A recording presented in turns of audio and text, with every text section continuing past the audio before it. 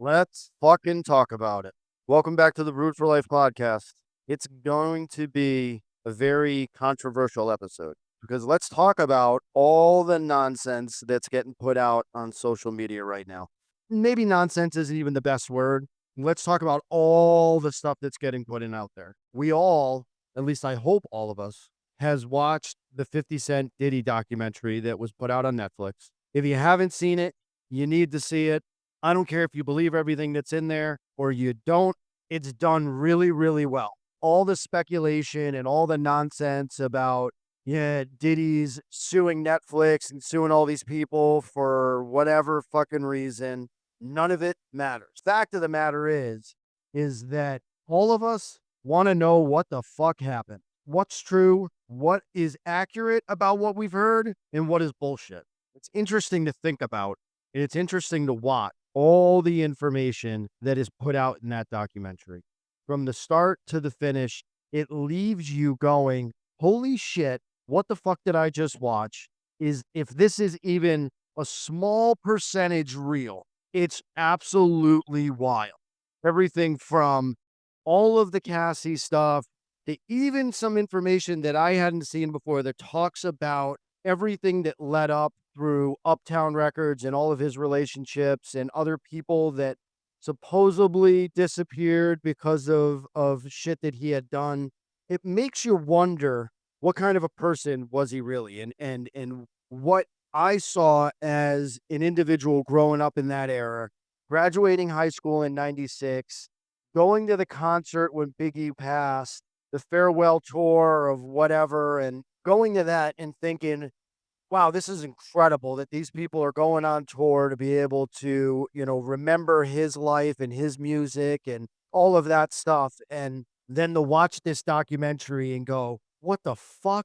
Is it actually possible that this motherfucker that was holding freak offs and doing whatever nasty shit behind his closed doors, which again, not any of our business. What he chooses to do in the privacy of his own home is his business, unless it pertains to somebody being drugged and being forced to do things that they aren't capable of agreeing to.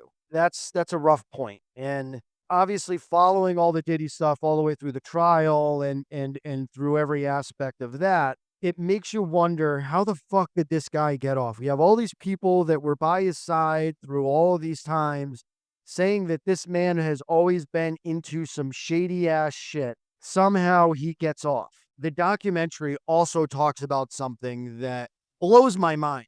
This man was charged on a RICO case with all of these other allegations surrounding him. And the jury was not sequestered to be there the entire time this trial was going on. So these people came in, they went to the trial, they had access to social media, access to the media, and they were allowed to go home and come back the next day. 9 times out of 10, when it comes to a RICO case, they sequester the jury so that they are protected from any outside influence. That the only thing that they can do is focus on the trial and focus on the information that has been presented to them. So how is it that this case didn't have that? Very questionable at best. The other things that they bring up in there is, did he actually have something to do with the Tupac killing? Did he have something to do with the Biggie killing? How much of that is real? Because there's speculation that Biggie wanted to go to London, and then there's interviews that Puffy did where he said that I didn't want him to go, all this like back and forth, like just information doesn't line up. Outside of all of that stuff, I've also been following all the Candace Owens stuff and all the stuff surrounding the Charlie Kirk stuff, which again blows my mind because again, how much of this stuff is true? There's enough of an argument on the Candace Owens stuff that definitely makes you wonder whether or not what we were told is true. We'll get to all of that. The Biggie and the Puffy stuff, if half of what we saw is true, and he really did do the things that are being presented to us in this documentary, you can't help but think if he was able to get along with this, and he was able to manipulate himself to be this godlike figure, and he was able to get away with doing these nasty things through an extended period of time, And he is not he's a high-ranking celebrity, but he is nothing compared to other people that are considered celebrities that also have questionable things in their background. He's able to get away with all of this stuff, all of these things that he was charged with in the past. Like it makes you wonder, what else don't we know? And his kind of a case reminds me, if you go back and you look at some of the accusations made by Corey Feldman and Corey Haim when if you don't know who they are, look them up. They were child actors that had tried to bring to light the pedophilia and stuff that was going on in Hollywood, and everybody thought that they were fucking crazy until they became adults and some of that stuff started coming to light. It makes you wonder how deep does this stuff really go? And it makes you wonder, why would anybody let their kid, or why would anybody want to be involved in a world where sexual assaults and pedophilia is constantly being brought up and the accusations of these things are constantly being accused by victims to celebrities? What makes somebody want to be a part of that? I mean, is it fair to say that people fucking love money so much that they will do anything to be able to make that money, that they will sign their name on any dotted line just to be able to have somebody know who they are? Don't get me wrong. I would love for this podcast and any of my social media pages to become so popular that they generate some kind of revenue for me. I would love it. If it doesn't happen, it doesn't happen. It doesn't matter. I'm still going to do what I do regardless. But I'm not selling my soul, or in this Diddy stuff, even some of the other accusations made in Hollywood by, against other celebrities. I am not selling my asshole for money.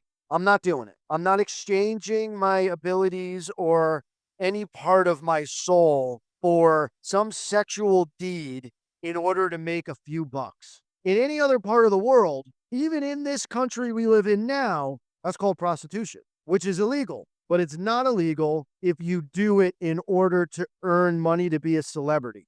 A lot of fucked up shit. Diddy, as far as I'm concerned, after watching the documentary, following the case, I followed a podcast that followed the case. I think the man is guilty. I think the man has no business ever getting out of jail again. I think he's done some very horrific things. If for nothing else, for the assaults on Cassie and the other questionable deeds that have gone on that he's been accused of, I would hate for his case to turn into another O.J. Simpson thing where he's not found guilty in criminal charges, but is still able to be sued civilly. Because the civil side is just a monetary thing. It's not an actual charge. Like, you could sue somebody civilly. The standards of what needs to be met in order to win that case is not the same as a criminal case. Just because you're found guilty civilly doesn't necessarily mean that you're guilty criminally. And that's a misconception. Sometimes you just can't win civilly because you need less evidence to be able to prove guilt. You just need to show that it's possible that something happened. That's it. OJ, I think, actually paid in that civil trial because everybody knew that he was abusive, and there was no challenging that. No lawyer in the world could neglect that. Everybody in Hollywood knew that he was abusive to her. Everybody in the music industry knew that Diddy was a scumbag, and people buried it. People hid a lot of that. People knew that he was doing things, i.e., Justin Bieber. That poor guy, his life is completely fucked because of what the fuck potentially happened to him while he was under Diddy's wings. Devil's wings. Let's clarify what they are. They're not angel's wings, because angels don't do that shit. And when you ask him on it, when you ask Justin Bieber about it in any of the interviews, he doesn't want to fucking talk about it because the man is broken. He's physically and mentally scarred from what he endured through his career because of these fucking people. And then you look at his music, and the man could have been a tremendous talent. He is a tremendous talent. But what breaks somebody so bad that their life just becomes what his is? You got to feel bad for the guy. Makes you wonder, what is Britney Spears really crazy too? Or was she being forced into doing shit that she didn't want to do? And that's what brought her to all of her mental breaks. She's dealing with demons that nobody even knows about. It's possible, no? Based on what we know now or what goes on in these industries, it's got to be possible. Outside of that, all this stuff with the Charlie Kirk stuff, do we really even know what happened?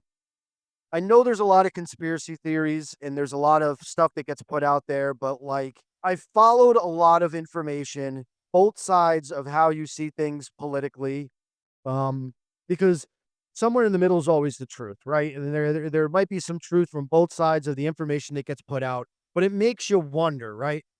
Candace Owens has always been very vocal on her opinion on things. And people castrated her for her opinions go through the COVID years. They castrated her for her opinions with certain presidential candidates. More times than not, what the fallback that she got actually ended up being true and accurate. So it makes you wonder what she's barking about now, about what actually happened to Charlie Kirk, with who was behind it and all of those things.